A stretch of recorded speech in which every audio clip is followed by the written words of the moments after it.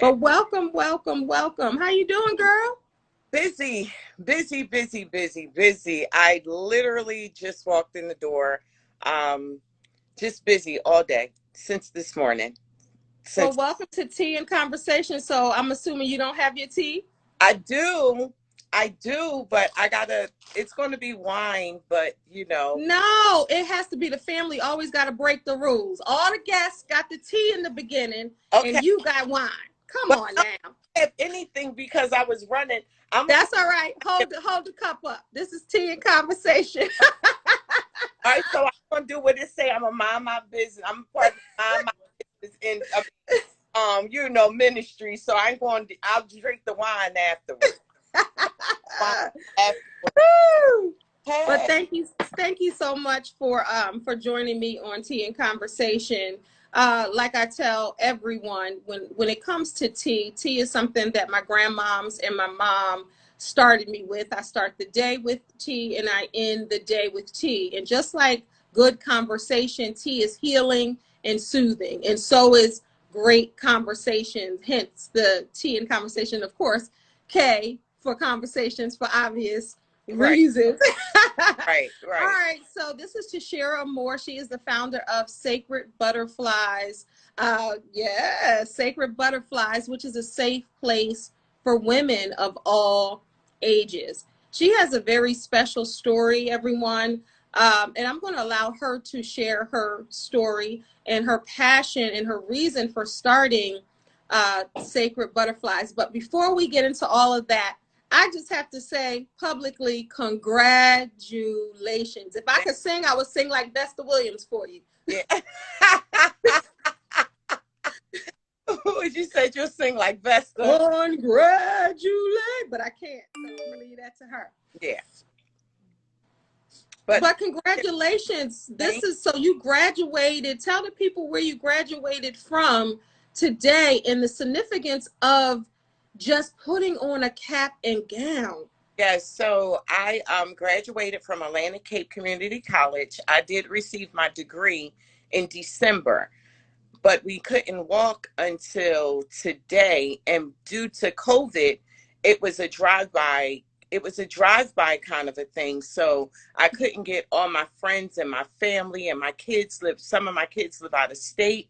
I was just like, I have to walk. I didn't care what I had to do. This meant more to me because I never graduated. I never graduated from high school. I don't know what it felt like to walk. I never had that experience. So it didn't matter if I had to call out of work or whatever the case was. I was definitely going to walk today, and I did. And I did with my oldest daughter. And I just got my makeup done earlier. I said, I saw that. He did a phenomenal job. Child, let me tell you, because that whole natural get up in the morning look, girl, I look tired. I cracked up laughing. I said, but that's the beauty of makeup, because it enhances your natural. But that was called 10 o'clock in the morning. Okay, just let's get it done. And yeah. So the significance of today was that I never graduated from high school. I never graduated. So I graduated from college, and I'm currently a student at Rutgers University. So in New Jersey. New Jersey's in the building.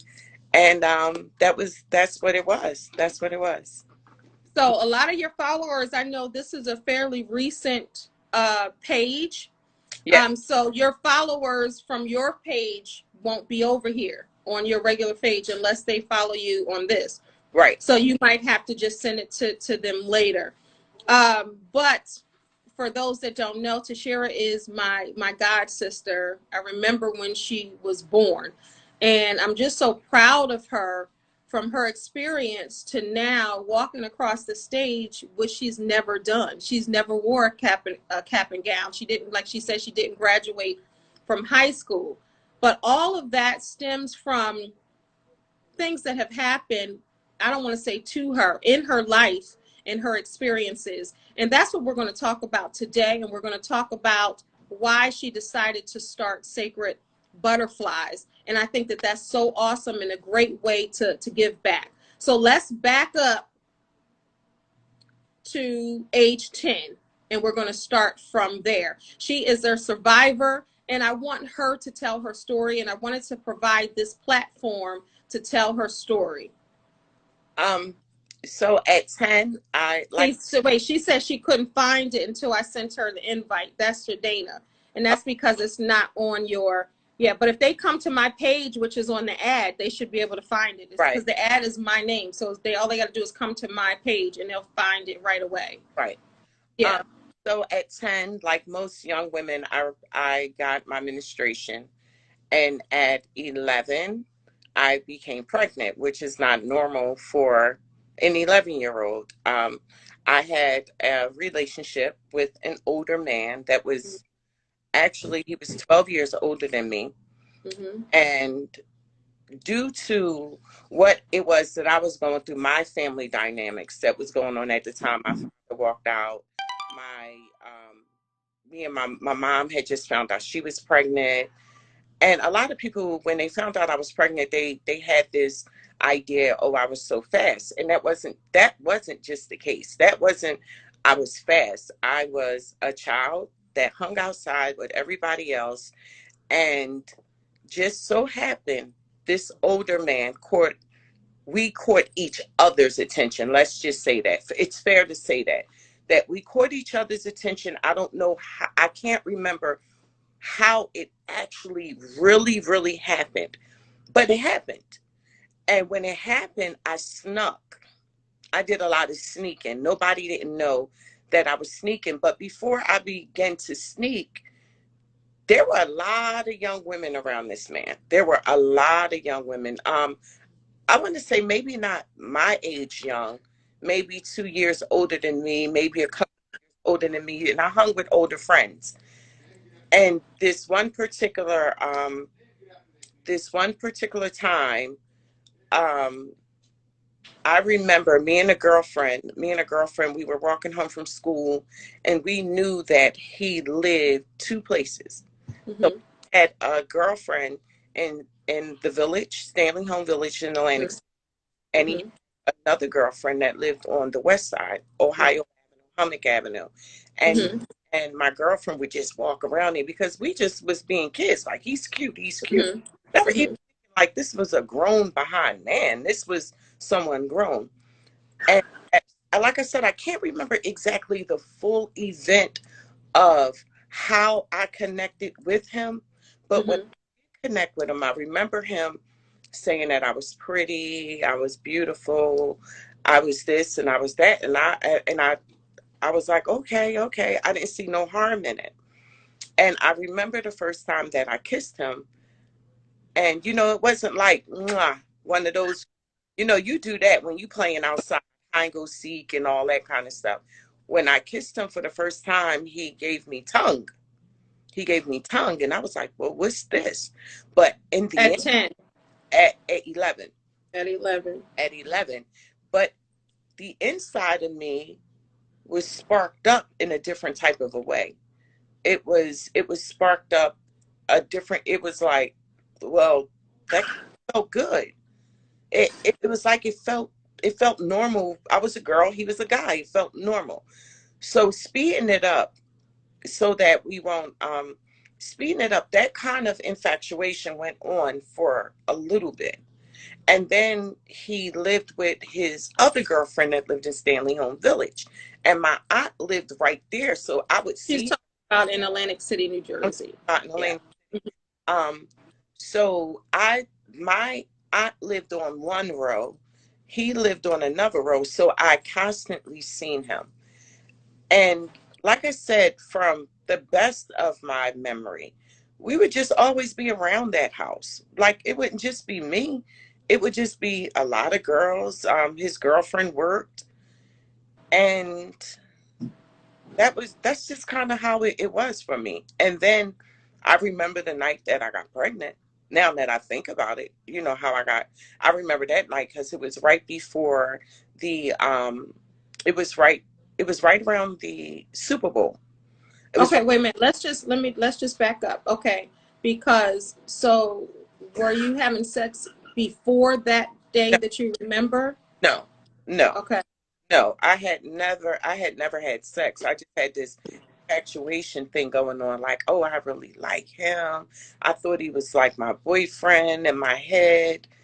And it was just like that.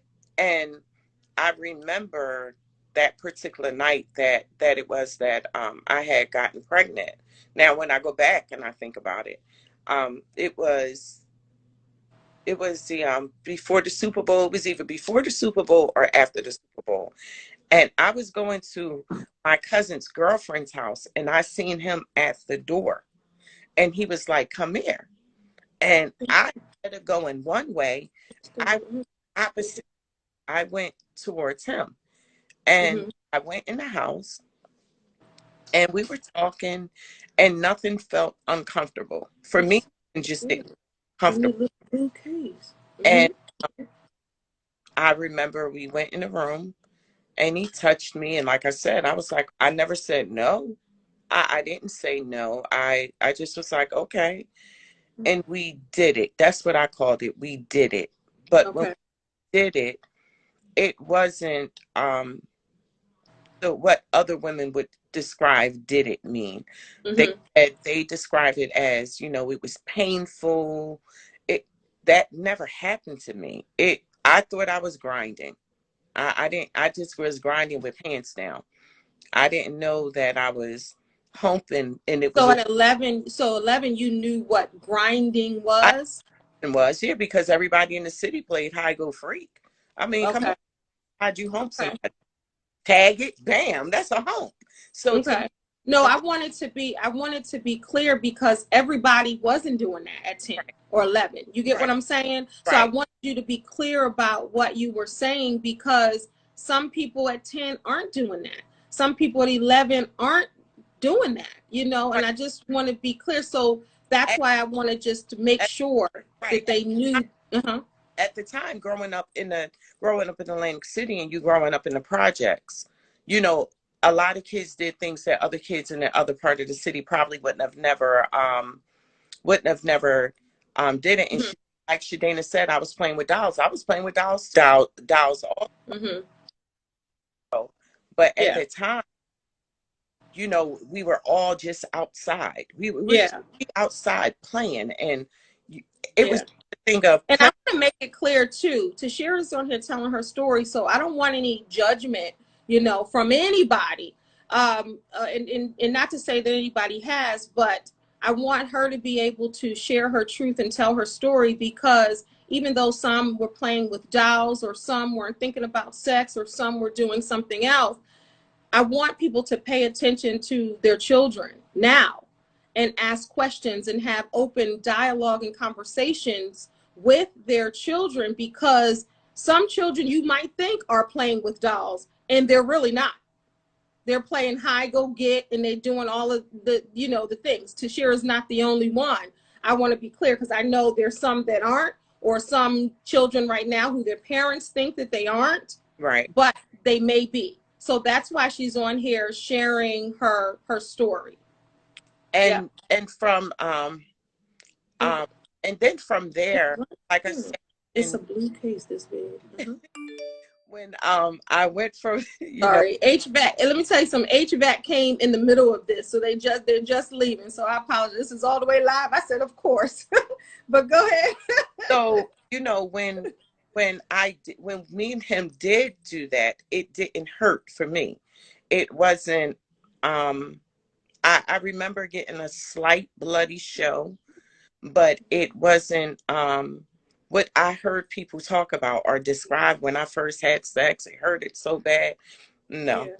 that wasn't me. So I never thought that what I did was really what I did. I Yeah. I was doing something, but after that, and let me, I have to share this, is that Okay. happened. It happened several other times. Yeah.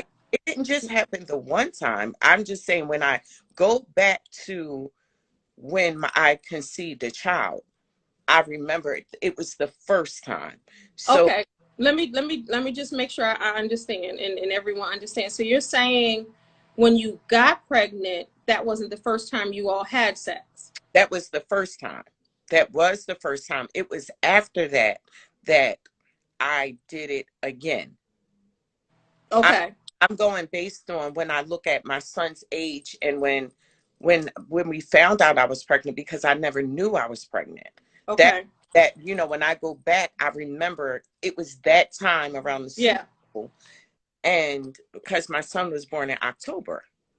Do you get what I mean? Yeah. So that particular time that I had became pregnant, and I didn't know I was pregnant, and I was pregnant for a whole 6 months and didn't know that I was pregnant. Yeah. Yeah. You know what I mean? Yeah. I just want everybody to be clear. Got it. Yep. Yeah, I was pregnant a whole 6 months, and I didn't know. I would feel something, you know, Janae, in she my got what you're yeah. saying. I would feel something rumble in my stomach, and to me, I Hmm. felt I was hungry. I would play double dutch, be out there jumping and everything. Nothing was abnormal to me. And it was when my cousin, he passed. But my cousin said to my mom, "I died. That little itch pregnant." I was like, "Pregnant? What is he talking about?" He was like, "Aunt Dottie, she's pregnant." I was like, "I don't know what he's talking about." And I used to beat my stomach because I didn't know. Because at 10, I had just got my period. Hmm. So at 11, I had my period, then it went away. It's kind of normal. But when you're growing up, you know what I mean? Yeah. And your body can adjust. I So, got mine at 10 as well, early. so Yeah. your body does things a little bit differently. And that's what had taken place. I was every bit of 6 months before I even knew that I was pregnant. Never. Okay, so let's stop right there. When your cousin told your mom that you were pregnant, what happened after that? My mom didn't pay it no attention. She was like, Hmm. he don't know what he talking about. Hmm. I, Because she's not thinking. You're 11, so that doesn't even sound to a parent feasible, impossible. right, That's why I'm so glad that you're telling your story, because even Aretha Franklin, she got pregnant at 11. Had a, and they're saying, of course, that it was her father's. That's the rumor. I don't want to, that's the rumor that's out there. I'm not sure. I can't confirm that or deny that. But there are so many people, when you look and just Google it now. We don't have to go to the library, go to the Dewey Decimal System and research. We can just Google. And this is happening more than people think it's happening now. But back then, everything was on the hush hush. And the young girls got pregnant. However they got pregnant, they were shipped off down south or to someone else, and then right, they came back, and now they got a new sister, which is really their daughter. And that's how they were doing it back then. So right. of course, when your mom hears, hey, Tishera is pregnant, and you're 11, she's like, whatever. And then she just goes on and proceeds. So then how does she actually know? And then what happened in your body that you said, okay, maybe this is the case? Or at 11, do you even know this is the case? No. So I remember I called my aunt, and my aunt said, "TT," she was like, "Did you do something?" I was like, "Don't say nothing, but I think I did do something. I don't know if I did it, but I think I did." And she Yeah. said, "Really?" I said, "Yeah, but I don't know if that's what I did." So what happened is that my mom was we were living in Millville, but I was still going to school in Atlantic City. And I got that day, and my mom asked me to come in the bathroom. And Mm-hmm. she said, "Tishera, come in the bathroom." Mm-hmm. I came in the bathroom. She said, "Take your bra off. Take your shirt off." Okay. It was normal. Okay. She took my bra. I took my bra off. She squeezed my breast and milk came out. That's how we 11. at 11. And my So mom was just imagine, and I want people to really just stop for a minute and pause. This is your 11-year-old daughter, and you're hearing that she may be pregnant. So as a parent, everything is going through your mind. What happened?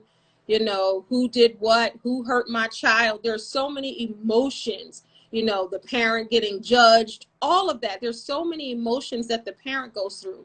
So she takes her 11-year-old child into the bathroom and squeezes her breast, and milk comes out. What happens after that? Girl, it was, it was like, this little is pregnant. Oh my God. Oh, I was like, pregnant? What is she talking about? Pregnant? Yeah. I can't be pregnant. What? Yeah. It's not hitting me that I'm pregnant. I'm like, something's wrong. I don't think what I did is what I did, but Yeah. in reality, what I did was what I really did do. And it did, and in fact, I was very much pregnant. I was pregnant and my mother was pregnant. So all kinds of all kinds of hell broke loose that night until the next day. Um, it was all kinds of things happened. Like, it was so much of a trauma that I believe some of it I just blocked out because it was that much of a trauma. Um, Yeah. from the police coming to my uncles wanting to kill him. Then I lied and said it was somebody else because I didn't know. Because once again, let me be clear about this. It was another guy, and I caught myself humping with him.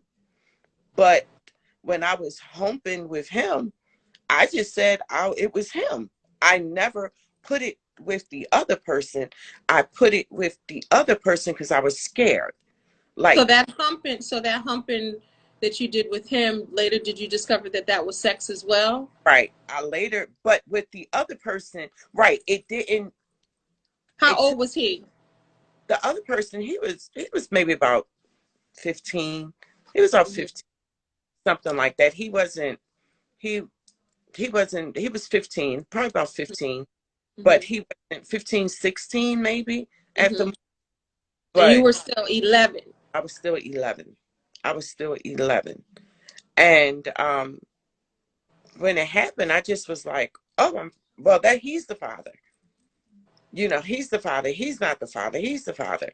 So I ran with that. I did. I didn't know what to say or what to do. All I know, it was a lot of, it was hectic. It was very hectic.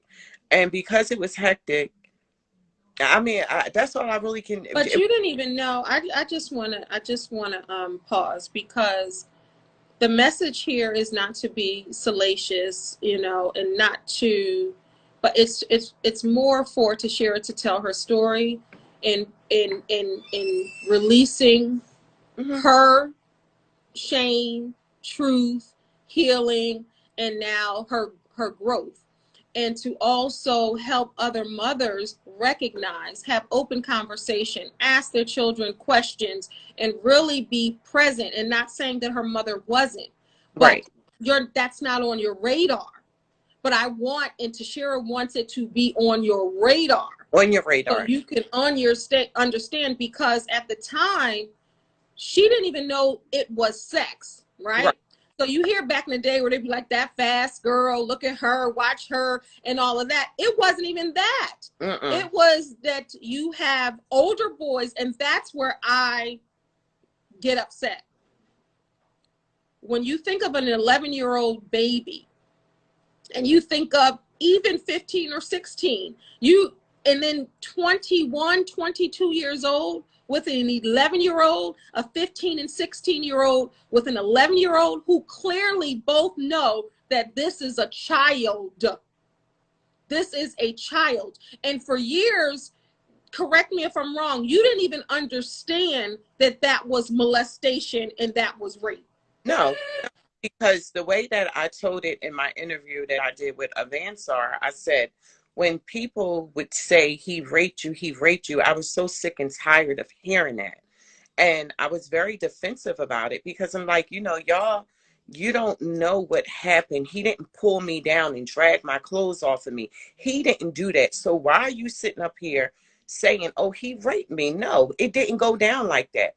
when I got older, I understand it was the manipulation that went on in the mind. So That mind, right. it was the rape of the mind, not the physical That's aspect. what I was going to say. Yeah. But Both. it took years to understand that part of it, because the healing had started. The forgiveness had already went out. And when you start to understand that, because you have to remember, I have a child by this man. So when people would speak ill and would speak things, now this affects my son. So whomever would say it, I'm going to defend my son, because my son has to grow up. That's still his father. No matter how it happened, that's still his father. But for years, you defended him. Absolutely. For years, you defended him. And I remember when this all went down. You know, I was a young girl myself, older than you, but still a teenager. And right. I just remember Tishera's pregnant. Tishera, but wait, she's only 11. Well, what happened? Well, she said she didn't get raped. She did get raped. She was molested. He was 21. He was 30. He was 35. He was It was so much going on.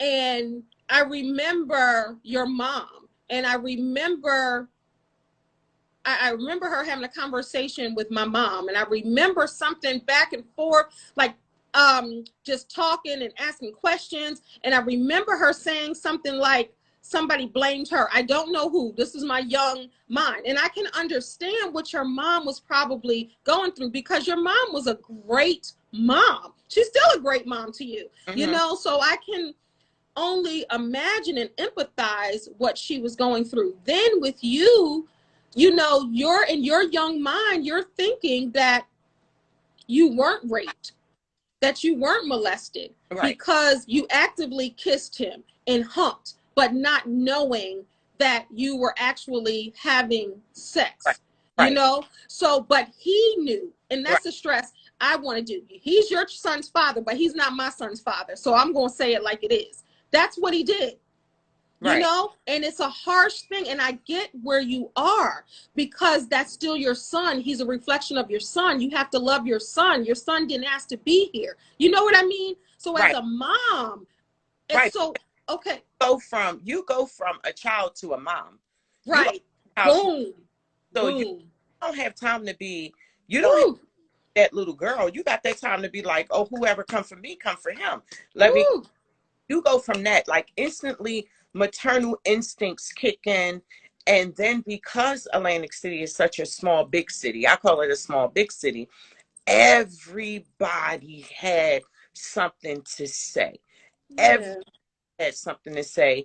And then even when I got older, and I'm not talking older, not like this age older, but I'm talking about teenage older, 16 at this point. At this point, I had another child. But when you would hear...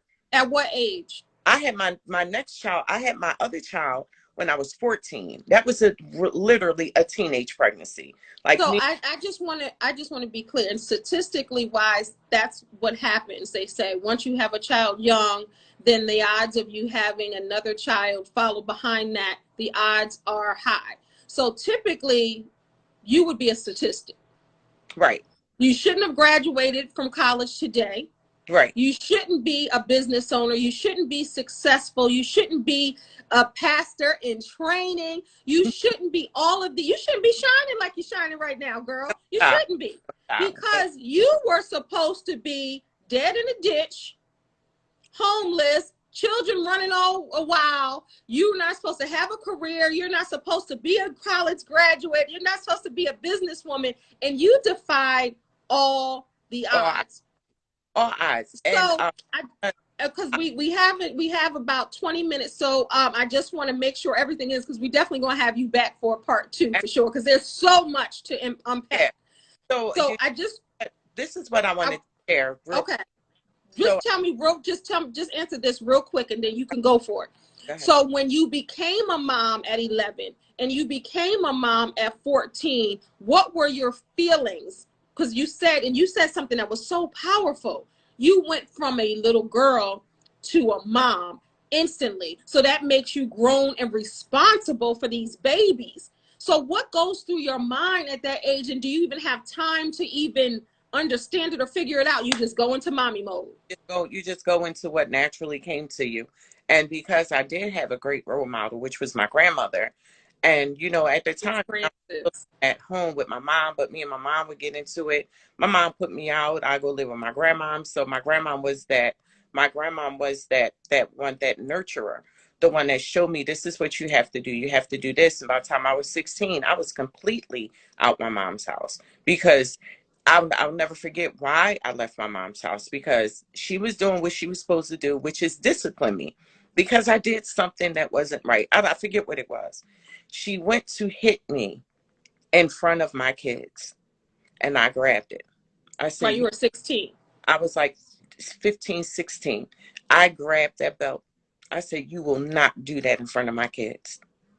Mm. At that point, you wasn't going to hit me in front of my kids. I had, Mm. and we clashed that way. And then I officially left her house, and I left and didn't go back. And So you raised your child, of course, 11 year when you were 11 and 14 pregnant, you were still at home because you were still a child, right. but you still had children. So I want to be clear, like she didn't have her own apartment at 11, making it, she was still at home because she was still somebody's I'm like, baby. I was still someone's child, and it was rough. It was very, very, very rough. And with it being so rough, um, we just couldn't see eye to eye. But I'll never forget when I left. And I left because she was disciplining me, doing what a parent is supposed to do. And when she did it, and it was in front of my kids, I said, oh, you're not going to do that in front of them. Not in front Hmm. of the boys. And I left. She said, let the door hit you where the good Lord spit you. I'm out. And I Right. called my grandma because I knew my grandma would take me. And when I got to my grandma's house, that's when a different role turned. You know, my grandma showed me how to be responsible, go down. At that time, you could get a welfare check. You know what I Hmm. mean? And I went and got a welfare check. She told me I had to give her $100 a month. I had to give her half of the stamps. I had to put the kids in school. But Hmm. my grandma gave me freedom. My grandmother gave me freedom. She said I could go out, put my kids to bed, be back in at a certain time. So that's where I had So learned you, freedom. so you still had some of your childhood. She offered that to you to still be a young person. Right. She still offered me Yeah, a young person, but you was going to be responsible for these kids. And absolutely. that's what she showed me. She showed me you was going to know how to pay where you lay.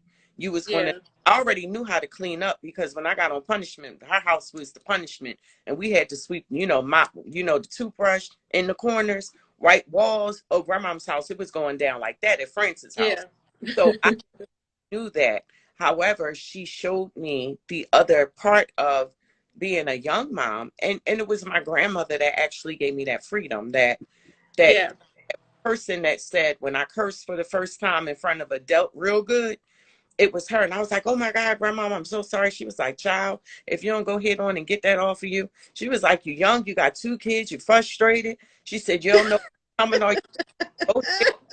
And that was how my grandma was, you know what I mean? Like yeah, Miss Francis. my grandma was that Mm, like that for me. And yeah, to God be the glory, that she was that way with me because yeah, I learned a lot of different valuable lessons, and it all came from my grandmother saying that I'm not going to give up on her, because when yeah, I did get pregnant, my grandma was living in California with my other aunt, and my mother called everybody. Child, the world knew. It just seemed like everybody just knew. I was like, yeah. God, That's what the thing. That's the conversation when I remember she called. I called my mom, or she told. I don't know if she called her they then. called I it. just remember hearing that. I don't remember what was said exactly. I just remember hearing the news. All right. I don't want to run out of time before we talk about sacred butterflies, but I just want someone ask. Yes, her uncles, they weren't playing no games with Oh, this man that she got pregnant with. Let's absolutely. be clear. Oh, no, They no. went to go get him just like you would. Think about if it was your niece and she was pregnant by a 21 or 22-year-old. They gonna go see about that dude. That's Oh, all I okay. say. All I'm gonna say is the police had to go in the house to go get him out the house because it was war. It was war. They were right there, guns out and all. They did Yeah, not care. It was war. And yeah, that my uncles wasn't playing. Like they were not yeah. playing. That's why I said it was such a trauma. Understandably so. It was It was such a trauma for the whole family. So when you think about that and that happens, you got to think about the stress that it causes a family. And you all still remained tight. You all still, going through peaks and valleys, but you know, at the end, family was still there for you. You mhm, weren't thrown away. right. You know what I mean? You were still cared after, because the minute that a man hears that, or even women, like, wait a minute, did he just, she had the baby, don't talk about my baby's daddy, and it's just smooth sailing? No, it's a lot to the story.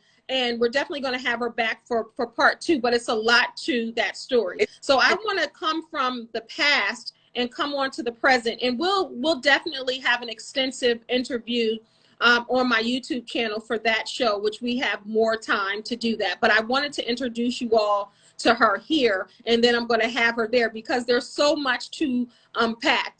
But this beautiful woman that you're seeing here, she's been through everything, but she's an overcomer. She's a survivor, and she's now giving back. Not like in a way that she hasn't before. She's always given back, and she's always told pieces of her story. But she had the opportunity to really tell her story on a national platform. Let's talk about that campaign, and then we're going to go into Sacred Butterflies. We have about 10 minutes, so let's try to oh, get everything all in. right. So I'm going to talk real fast, but this is what I want people to know. I was asked to be a part of a commercial for sexual assault in Atlantic County.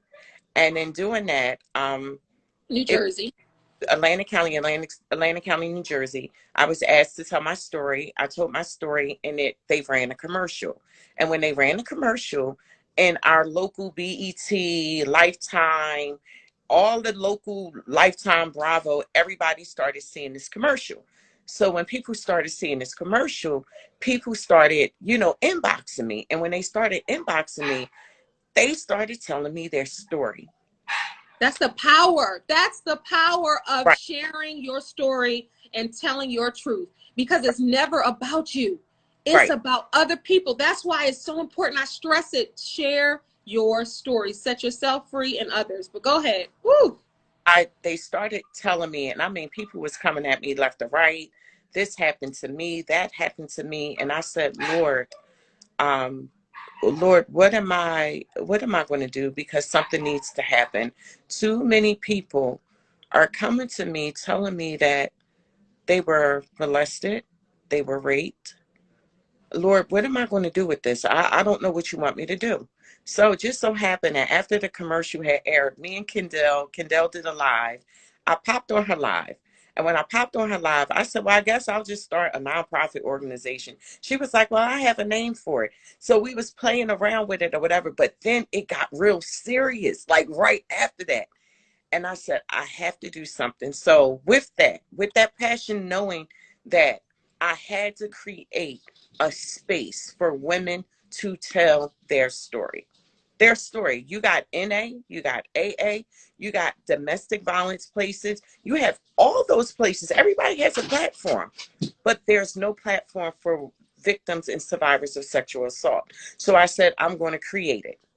I don't know how I'm going to create it, but I'm going to create it. And I came up with sacred butterflies. The butterflies, as you see, I have butterflies on, but Mhm. butterflies, the transition that a butterfly go through is the same thing that women that are victims of sexual assault, the Yeah. transition from being violated to not knowing how to talk about it, to not having people to understand it and being embarrassed about it. So the goal was to create it where let's be free, sis. That's my I got to coin that. You free, sis. Sacred butterflies. You got to Yeah. make me go. You got to. I meant to I say will. that logo, but I'll make it for you.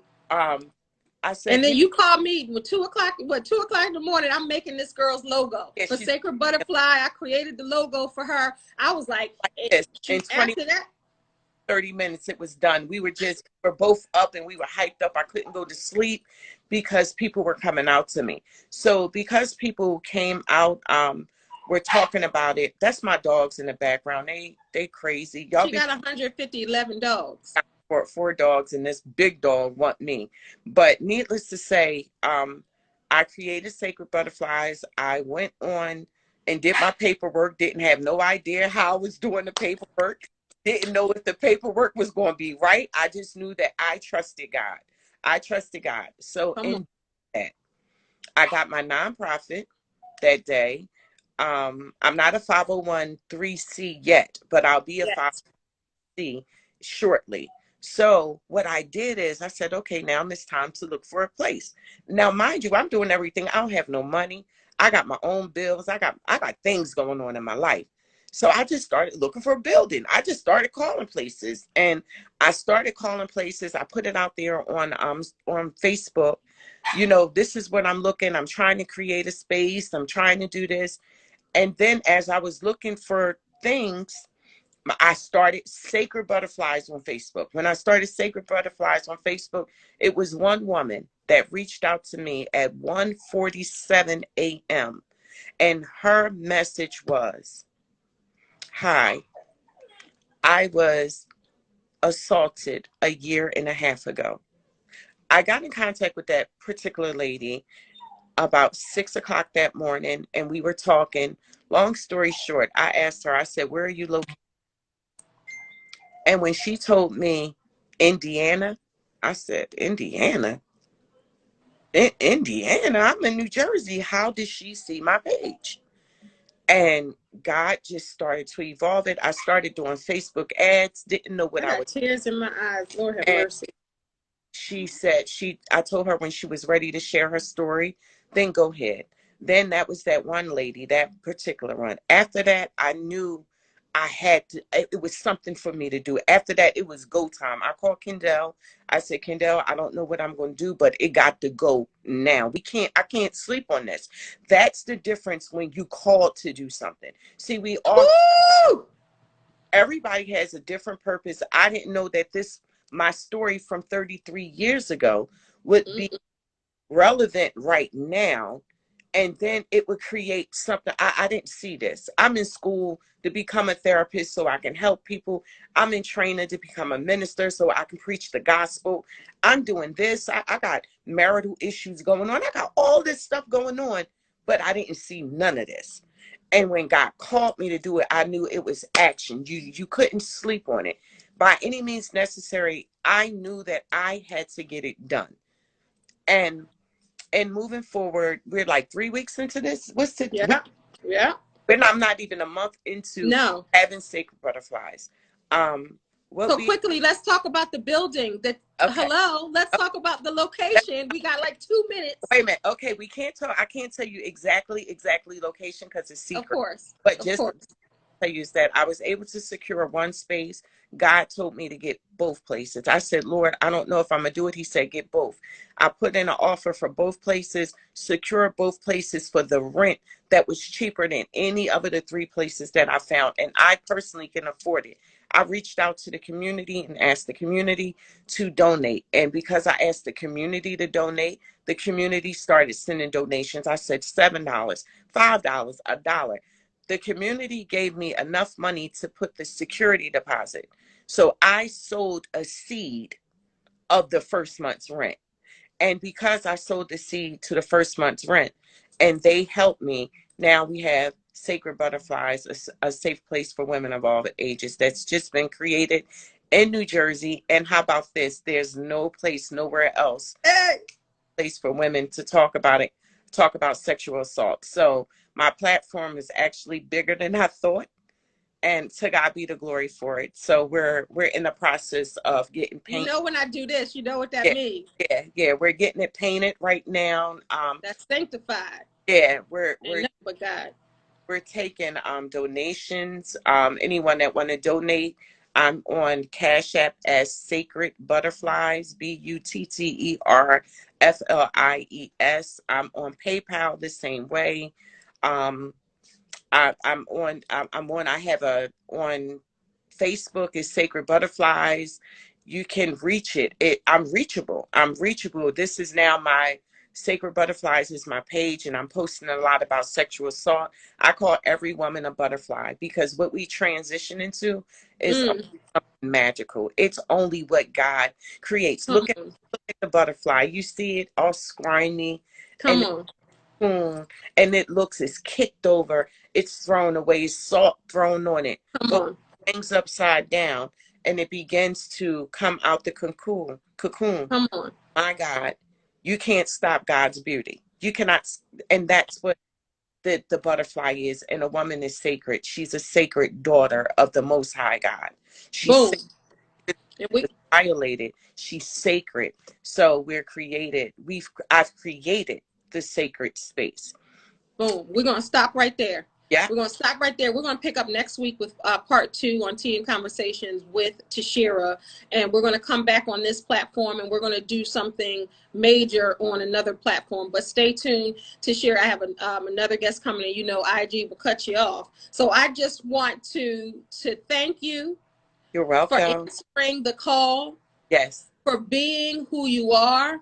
Yes. For shining through all the mess to get your message out there live and in color. Yes. I congratulate and salute you from graduating from college when you didn't graduate from high school and people thought that you would never, ever, never.